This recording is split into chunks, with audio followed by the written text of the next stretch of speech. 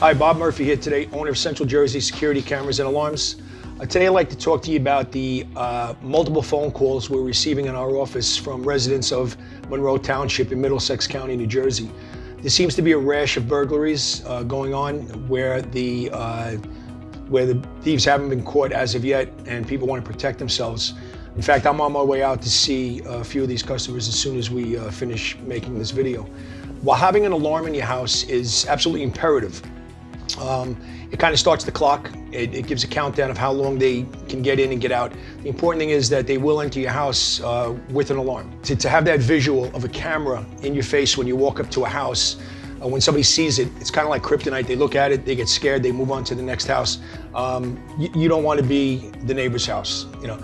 In fact, Rutgers University has conducted a study where cameras nowadays are the #1 deterrent for burglaries, and I agree with that.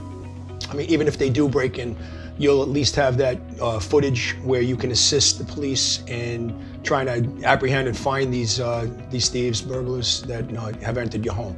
So if you're considering cameras, you know, or you want some advice or you want some information on it, just give my office a call at 732-333-0227 or visit our website at centraljerseysecuritycameras.com. Thanks for listening.